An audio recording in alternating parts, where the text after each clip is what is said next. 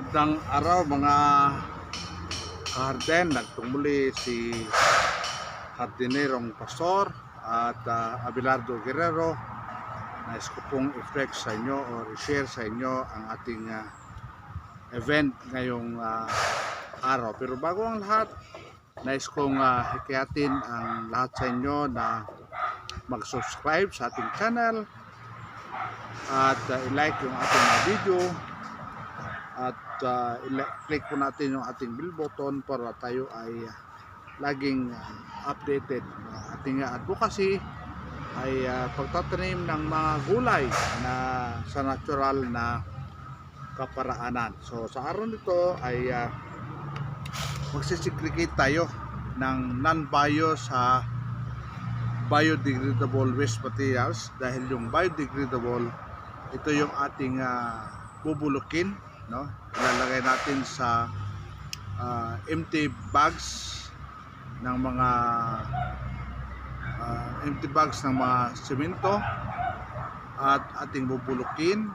Yun ang ating gagamiting fertilizer para sa ating mga tanim na mga gulay, dahil ako'y naniniwala na hindi tama na tayo ay laging magtanim ng mga gulay, ng mga agricultural crops sa synthetic or inorganic farming system, kundi ang gamitin natin ay organic gardening, organic farming, dahil nasa paligid lang natin yung mga farm inputs na siyang kinakalangan po natin, no? Like fertilizer, yung pesticides, pwede natin gawin. Hindi po natin kailangan gumastos. Ang kailangan lamang po natin ay mag-effort.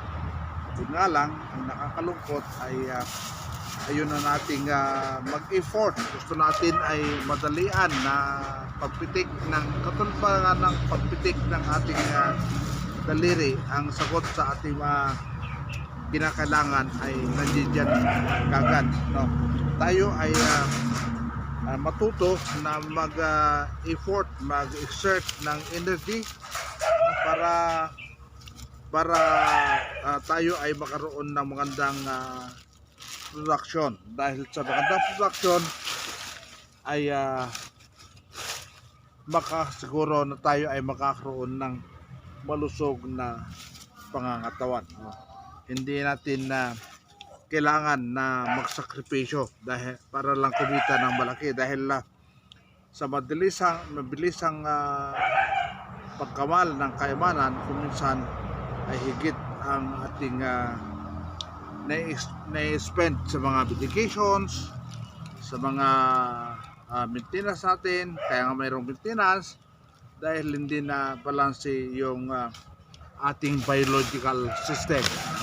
So bakit natin ididepende sa mga synthetic meds yung ating malusog na pangangatawan? So kailangan din natin ng from the start ay mapangalagaan na natin. I learned a lot sa aking naging karanasan, dahil ako po ay stroke victim for 2 times or twice situation na nangyari yung stroke sa akin, at nais kong ibahagi para hindi na natin din pagdaanan ang ganong karanasan, dahil hindi lahat ng mga dumadaan sa ganitong health experience ay nakakasurvive. So salamat po sa Diyos dahil bigyan ako ng pagkakataon na makasurvive, no? Hindi lamang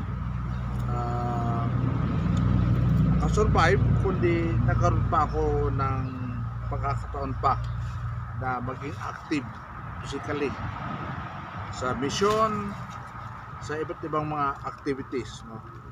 Nabigyan ako ng Diyos ng ganong opportunity pa. So I don't want to lose that chance na ibigay sa akin ng Diyos. Kung kaya't nais ko rin ibahagi sa inyo yung ganong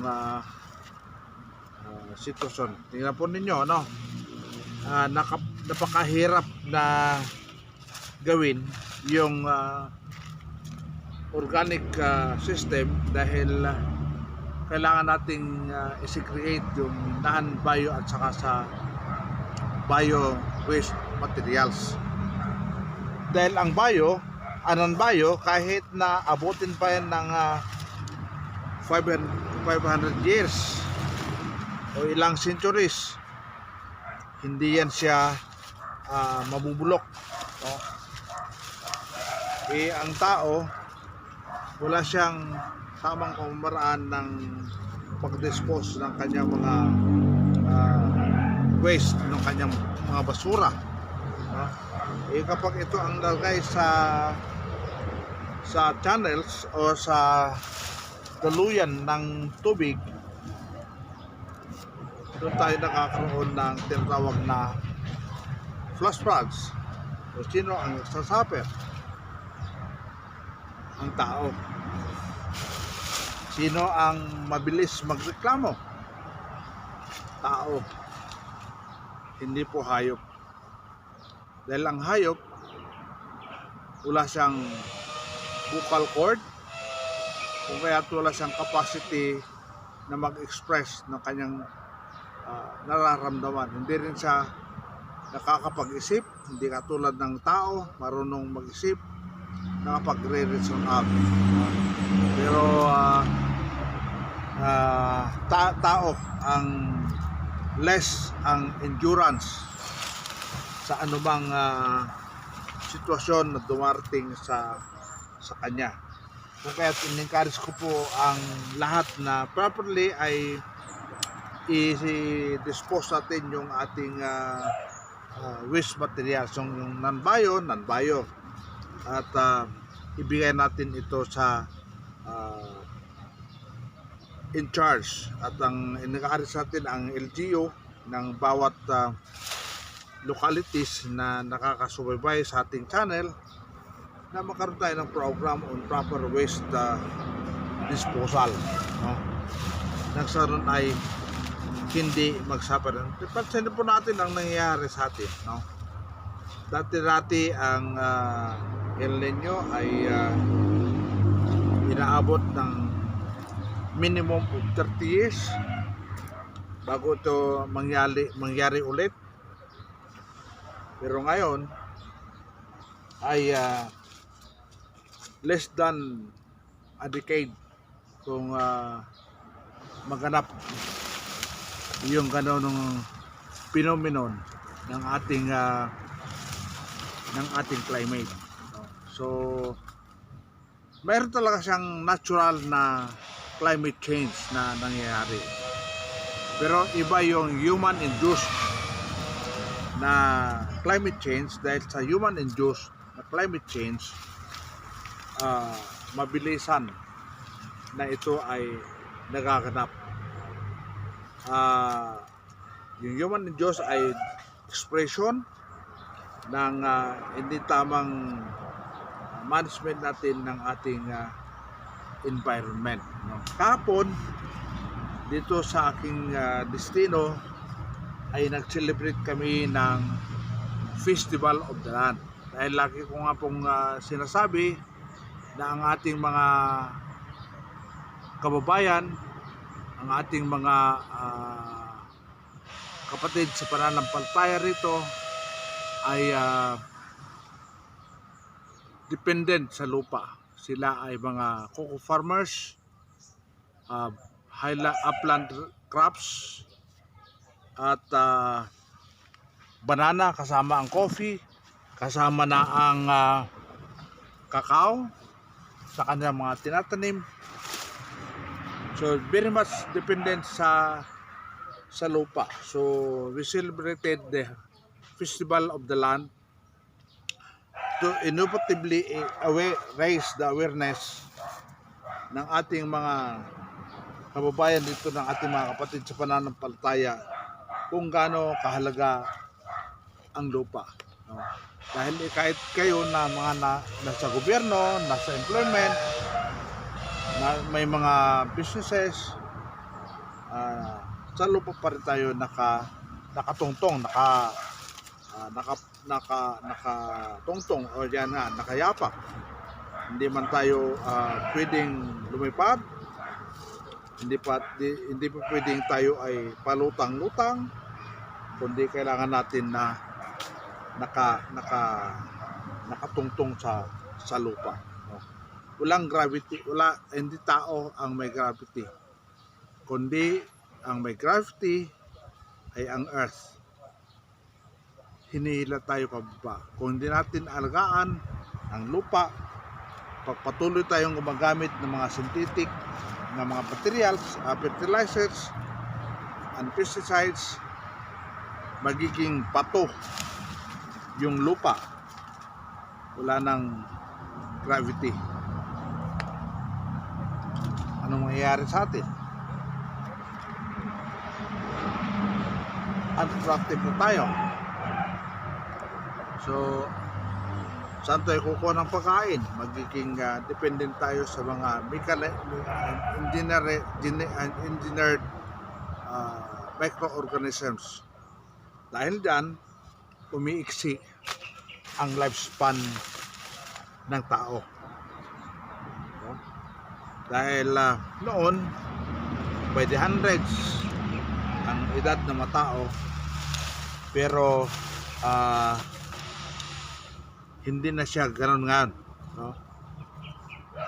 Meron pa nga iba na nakakasakit na, pumapanaw na at the age of 60 or less than that, no? All throughout the years na ako ay pastor, minsan lang ako nakasaksi ng tao na dialysis pero na-survive niya, na hindi siya nag-transplant, nagbalik sa normal na sitwasyon ang kanyang kalusugan. Pero yung karanasan niya yon ay paaring hindi rin natin maging karanasan, diba? Kaya huwag tayong maging kumpiyensado, huwag tayong umasa na ang nangyari kay Pedro ay mangyayari kay Juan at kay Manuel. Ang nangyari kay Pedro ay maaring kaiba kay Juan at kay Manuel. Kaya tayo ay mag-effort, no, na mag-raise ng sarili nating pagkain. Dahil habang ating ginagawa, ito tayo din ay nakakatulong sa pangalaga ng ating kalikasan.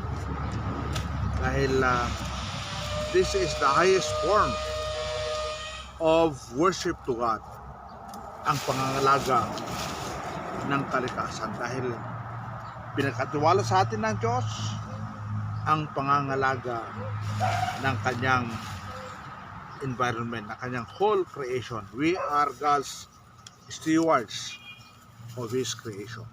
So dapat yun yung ating babalikan, yun ang ating pakakatandaan at ating pagsikapan na ating tuparin.